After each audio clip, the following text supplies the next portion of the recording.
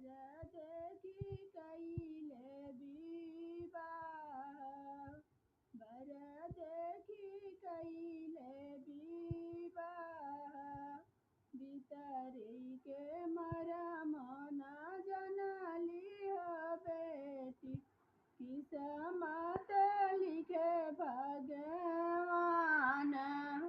किस्मत लिखे भगवान।